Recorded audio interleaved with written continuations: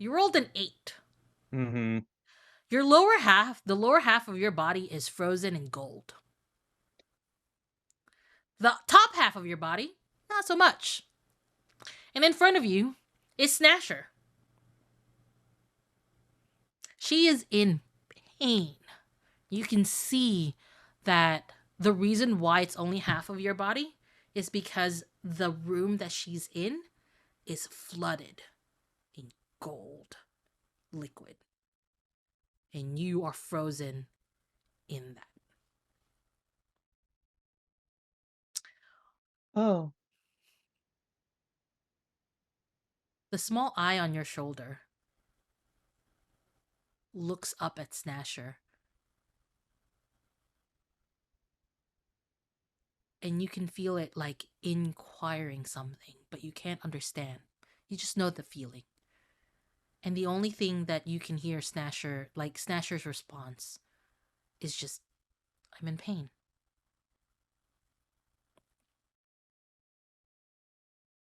Well, we trained for this. Ostensibly with a group of people and not just by myself and half wading into gold, but we trained for this. Um, okay.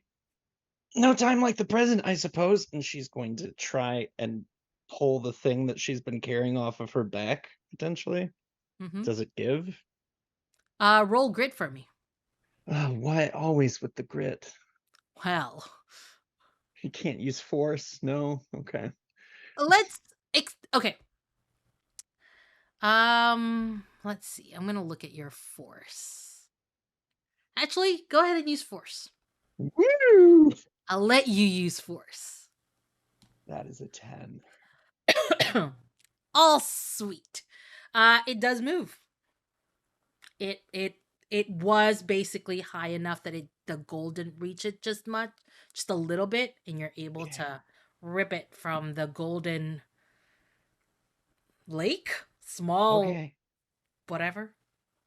All right. She's going to pull it up and then reveal a very, very incredibly sparse frame that is essentially just robotic chicken legs with two bare bones jump seats like on the sides of them and an extremely not finished like seat at the top of it. It's like a little like lower half mech.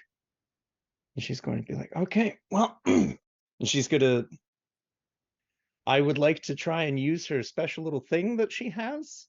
One of her specialties is she has a surprisingly strong grip that hardly ever fails. And I would like to try and climb out of the gold onto the legs. You are successful in doing that. Yes. Okay. And she just like subconsciously pets the eye on her shoulder. Just like soothes it a little bit. And she's like, okay, well, no time like the present for a test run on this, and fire it up. And she just like presses a couple buttons and pulls a couple levers and gets the lower half of what had been almost a full mech working, but now is just like the legs up and operational. Okay, what do I do now? And just like looks around, kind of out of breath, trying to see if anybody else is there or she can see any other thing aside from Snasher. You are what seems like in the middle of a very big room. And on the other side of like this small pocket of lake is a hill. And on that hill there's a lot of different kinds of animals frozen in gold. Oh, good isn't good enough. And she just begins piloting it toward that group of animals. It's just she had to strip most of the parts off of it in order to like get it down to a size. So it is It fits in the like bed. it's like the Howl's Moving Castle like chicken legs at the very end when that platform is on its literal last legs. It's like it's Awesome. she's going, but she's barely together. The two of you, Kay and Elise, you see Carmi? It looks like Carmi. Just sort of like walking towards outside, like just sort of like coming out from the middle of the room and going past the frozen animals in gold. And you see what what do you see?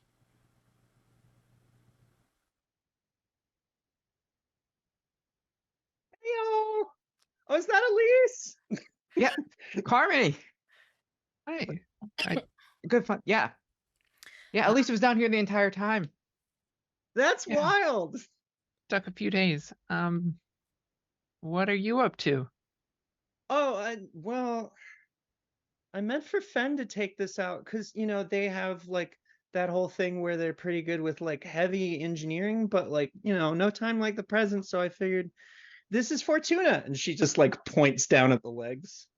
It's a little you less than what I'd imagined, you but do see Carmen's lower half frozen in gold. You feeling okay? oh, right. Yeah, the legs. You feel okay.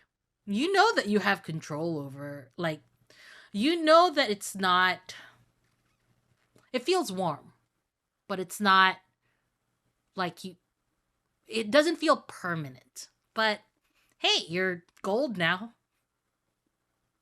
I feel pretty okay. It feels a little bit warm, but hey, I'm gold now. Well, as long as you're not feeling it, but I think we do need to worry more about what's happening just in case it stops being okay. Have you seen Zippy? Zippy? No, haven't seen Zippy. Have you seen Gregory or Fen? Nope, Uh, just us right now. I haven't seen anyone else. Oh, You do well, at see each least other's eyes, and the eye the size of the fist, and the tiny eye that's the size of your eye, sort of like jump, and like you it's impossible, but they look like they're jumping and hugging each other because they're finally Oh, the connected eyes to are. somebody. It's just like, oh, but it's the size of a fist and the size of your eye, just sort of like together, and they're now in front of you on the floor, just sort of oh, like well, hugging. you had a tiny one. yeah. See, I told you 54. Sorry, we'd get you back here. And they So, question: Mhm. Why are you gold? Oh, kind of pushed on a wall, got snatched through by something, and then, here I am. Well, I mean, at least you're half gold and not. And she'll gesture at the rest of the animals, like them. Yeah. What's up with that? I don't know. I Yeah, Okay. assume that how did you not become that Oh, I just kind of pulled myself out. out of what? I like the gold. I was like submerged, I guess. there's a pool of the gold. Yeah, it was pooling. Yeah. No. My tummy tickles. You She'll hear like Kay will give us like a really concerned look, like, "You sure you're okay?" Yeah, I've been in worse. you hear Snasher scream in pain again. This time you're in the same room, Kay and Elise and Carmi. So it's not a psychic scream, but a physical one. That's We that should do has to something. that has to be Snasher. We have to. Well, we're here now, and we are sent here to do something, or else everyone's gonna scream or turn to gold. So no pressure. Yeah, we have to do something quickly. Where does the gold start? Where That's a should we good avoid? question.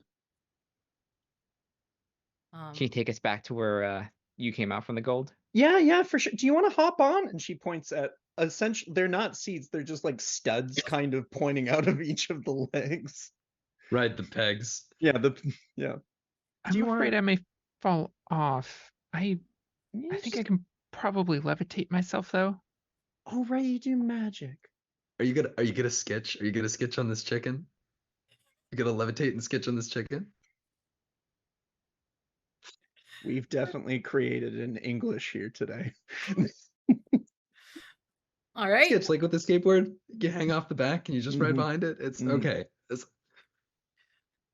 All right. I want to know what this looks like. So, are you? So Kay's gonna be riding next Mhm. Yeah, to she'll just like run up. She's like, this isn't that different than like riding on she's Zippy, comfortable. Yeah. Yeah. and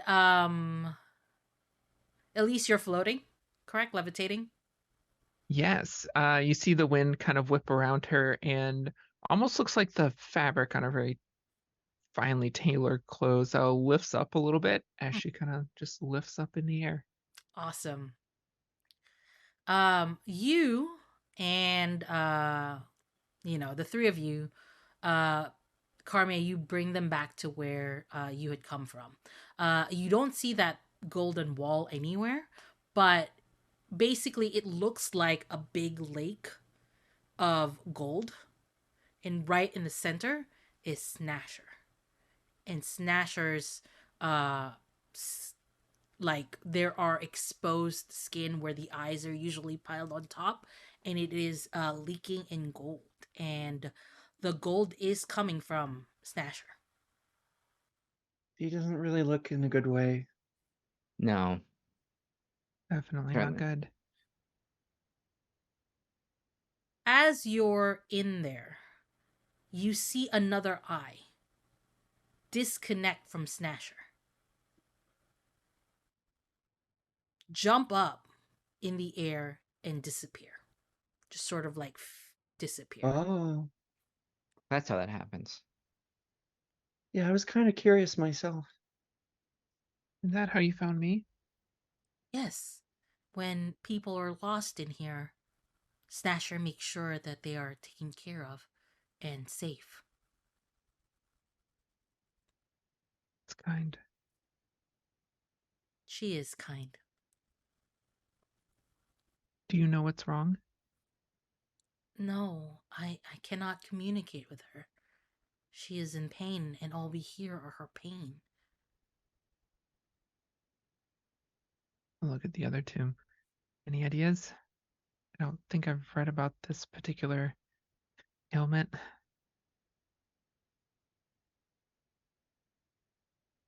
Hmm. While you think of that, let's go back to Finn. Finn, you have the location in your mind and how to get there. What do you do? Well,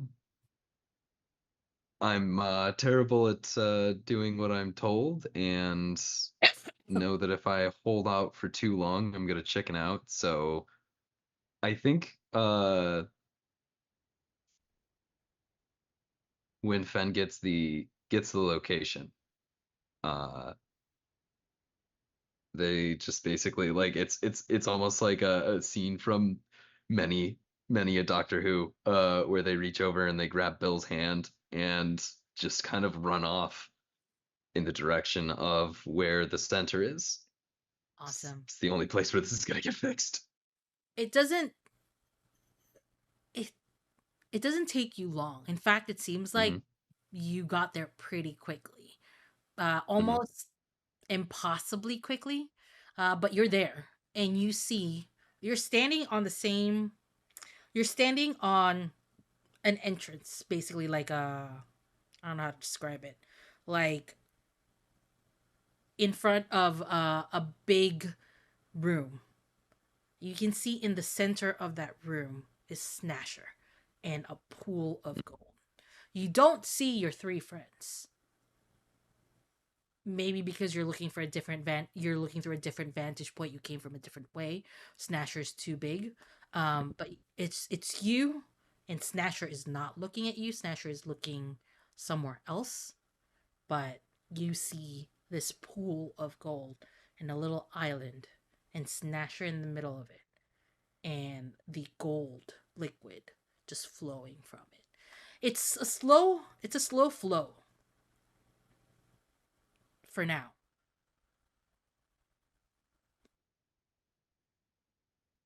Bad. This is not good. Nope. Um, This is Snasher sick for 3 weeks. yeah. And they keep.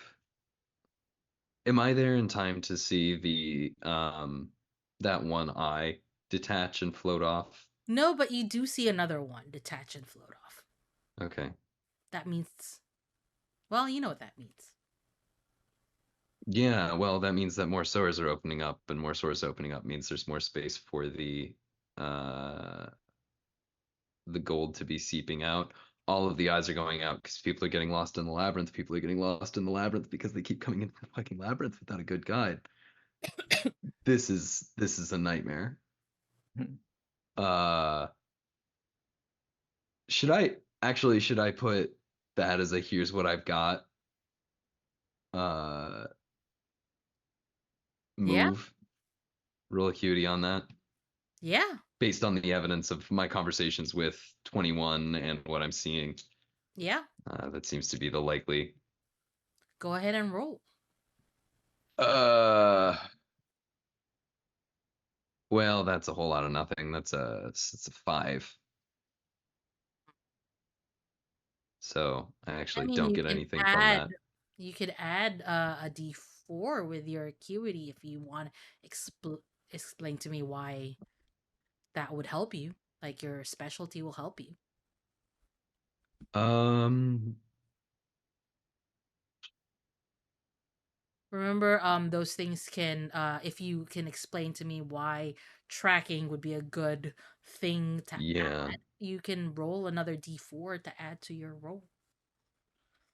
yeah. I'm trying to shoehorn, and I don't have anything immediately. Um,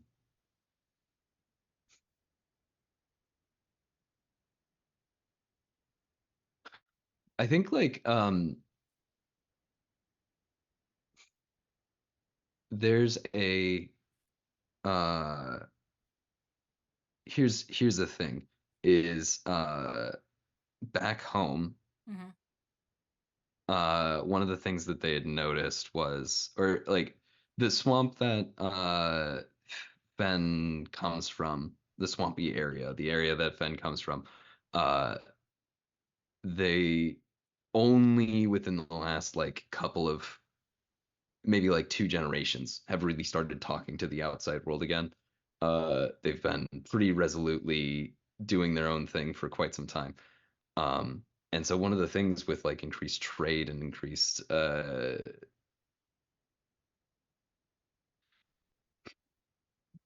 like trying to figure out like how to interact with the outside world, there was a species of these really beautiful flowers that were introduced, and but they also grew these kind of bird seeds, and um for a while what they found, and this is something that like Fen was uh learning about when they were young, is if you were trying to track um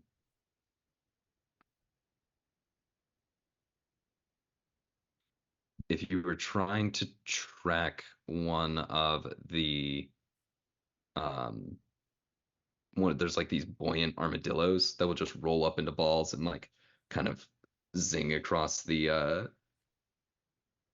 water, and they're pretty delicious to eat, but mostly they're fun to play with, and they just kind of make for a fun tracking challenge. Mm-hmm. And one of the things that they'd been taught was you have to kind of look for the scrape marks that they leave behind trying to knock these invasive burrs off. Mm-hmm. Um, which had led to another story about um, like 20 years ago, they had there'd been this like uptick in bison eel attacks. Like, and bison eel are generally pretty chill, Mm-hmm. but they were just like people would go up to try and shear one, which is something you can do, something that they've been doing for generations, and they would just get absolutely walloped. And part of the reason that this was happening was these burrs had started to adapt to the swamp environment, or would get stuck in their their manes that these bicentennial have, and it was making them just violently irritable. And so it had led to this ongoing project to try and eradicate all of these fucking decorative shrubs that people had introduced, that had been causing issues with all these burrs. And I think like the lesson that Fen took away from that ended up being, um, sometimes like things get introduced for good reason, Mhm. but at the end of the day, what you've got to treat is the source. Yeah. And you spend a lot of time picking. There's a lot to be gleaned from the downstream consequences of something, but you really got to get to The source. the you got to get to the source of the trouble. Well, you get a D4. That story worth a D4. You are. You get that D4, roll a D4, and hope that it gives you a higher number. That's a 7. Awesome. All right. So the result of here's what I got. 7. You can choose one of them. So let me just explain since we haven't gone through the clock segment. So the clock segment, in the diagnosis phase, there's 3 segments for the clock. So if you are able to mark all 3 of them correct, we move from the diagnosis phase to the synthesis phase. And that means you have access to the synthesis moves. The session ace is a +4 that anybody can use. It doesn't have to be attached to anything. It's a group pool. So you can get that session ace. And the other 2 are pretty much self-explanatory. So you get to pick one. And you are successful. Okay. Well, I'll tell you what you are successful in. I am going to. I want to mark one clock segment, because now like part of having to deal with the bicentennials getting the burrs in was just like, okay, the first thing you need to do is to essentially hit them with a sedative or a tranquil pain medication, so that they don't hurt so bad, so that you can actually get in there to pick the burrs out. And I think that might be a strategy moving forward, but just in terms of like having any sort of plan, it's like, okay, first thing that we need to do here is to figure out how to treat it, how to get it to not be in pain. Awesome. Apologies. You do see that, and you have this idea that the only way to actually get this fixed is to have all of the eyes back together, because the weaker the lesser eyes that Snasher has, the weaker and weaker she is. So there has to be a way to bring all of them back. So that's something that you know, because she's weak, because she doesn't have her eyes. She's becoming weaker and weaker, and the more eyes she loses, the weaker she gets, and the more the golden the false gold overwhelms her system. Oh, time to shut down the labyrinth, I guess. As you Uh, realize this, Snasher stands up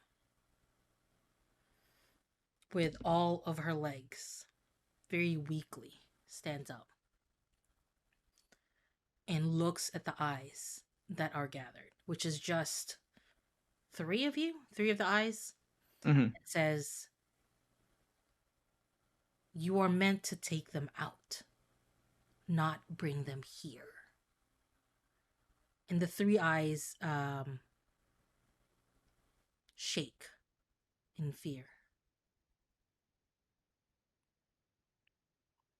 And that's where we'll end our story for tonight. I think it's a good place to end our story, with Snasher standing over the 3 eyes that are here and telling them to get out.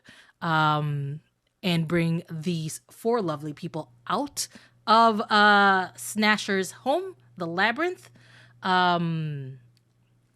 It's been such a wonderful time to have all of you here. Before we go, let's reintroduce ourselves.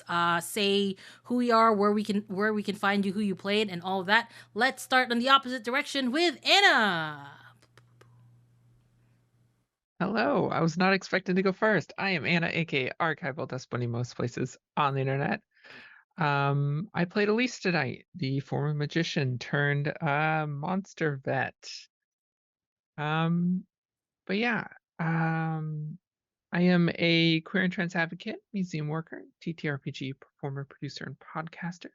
You can find me on Twitter at Archival Dust Bun and everywhere else, including Blue Sky and Instagram at Archival Dust Bunny. As far as where to find me, I stream all over the place. But I'm just going to talk about a couple things tonight. Sunday, the 31st, at noon Central, U-Force Inheritance, our Masks Actual play, returns over on Thorny Dryad's channel. We have an amazing cast of players and characters over there, and I play a protege with far too much responsibility on her shoulders. So check that out if you enjoy young superheroes and all of the trauma, drama, and romance that goes with that. Mondays over on the GR crew, we have Tears of the Rose, our ongoing Blue Rose campaign, which is always so much fun. Every other Saturday on Lost Caravan, we have Fatal Ascension, which is our Fabula Ultimate campaign. You can find Glyza over there as well. Our characters might be romantically involved. It's lots of fun. But I play Cadence, the Time Assassin. Exactly what it says on the label. She messes with time and gets her hands dirty. This is It's stabby. great. Yes, so much stabby. And if you enjoy magical girls and queer stories and grief and how it affects you and those around you and finding hope again after devastating loss, check out Bloom and Blight, our Girl by Moonlight actual play podcast. You can find it anywhere you normally get your podcast. You can find us on social media at Bloom and Blight, on all social media. And for character information,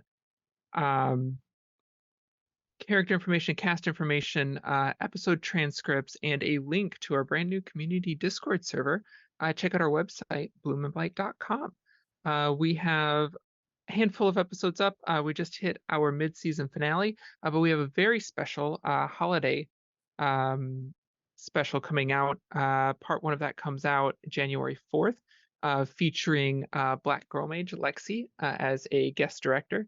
Which is so much fun because our normal GM Taylor is getting to play one of the NPCs of the campaign in a story that takes place 6 months before the start of the first season. So you get to see the team as they were before disaster hit. And it is a wonderful, fun Saturday morning cartoon-esque holiday special, and that will be out soon. But give us a follow on social media, join our community Discord, check us out wherever you normally get your podcasts. Yay! Next is Zad. Hi, my name is Zad Kielvaski Huff. You can find me on Twitter and Blue Sky at Zadkiel in Green, Zadkiel in Green. I am the creative coordinator. Dropping dice. I'm the creative coordinator at Game Woven. Part 3 of the little triptych that Glyza and I did is coming out not next Monday, but the one after that, because we wanted to stay quiet for the holidays. But Game Woven's a collaborative storytelling one game at a time. And basically what that means is we're playing just like a lot of small one-shot games that are all set within a shared universe, building the world by doing the thing that we want to do anyways. Right now we are coming up towards the end of our God's Potluck, which has been each of us core cast members running separate games with different people to create different pantheons, different gods. And the next one coming up is oh boy, like the one, a green hour with Glyza and I is one of my favorite arcs that we've recorded. And then Lex is coming in after me with just a different tone, we'll say, and it's gonna be great. But yeah, definitely check out that again. Yeah, Zadkill and Green on Twitter, and I think that's me. I'm wicked tired at this point. Sorry that I'm losing focus, y'all. That's It's been a okay. long day. What we did learn is that if I play with you, or if anybody ever plays with me, I will work romance into it. Speaking of romances, Carme, the person who played Carme, Arya, it's your turn. Hi, I'm Arya. I played Carme. I'm alive, and I exist. And I might start streaming next year. I'll have more Ooh. information about that probably our next session.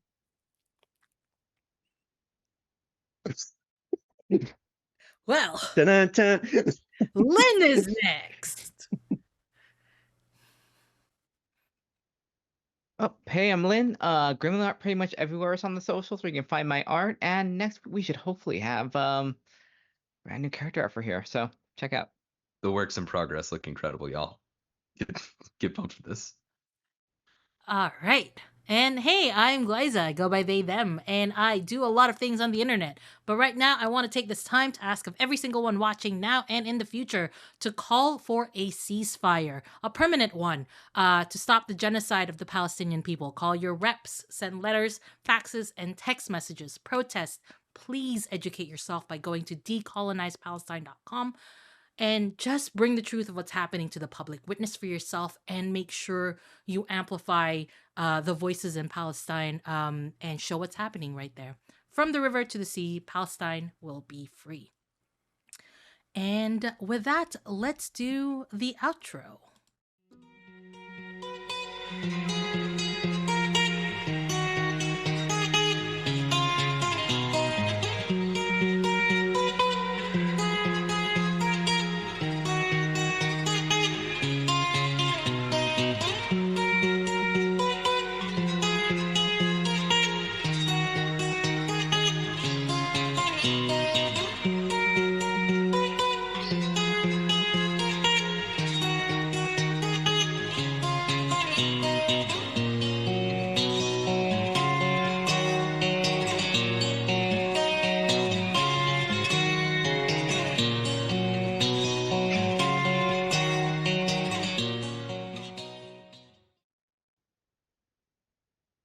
Another night, another dream. A 5-year-old girl wakes up in tears, and she sees a giant squid, the biggest she's ever seen. Child wakes up from the nightmare, and you'd think she'd start screaming because she's in another nightmare, but she smiles. You don't see it, but the giant squid smiles back. See you next week, y'all. Bye!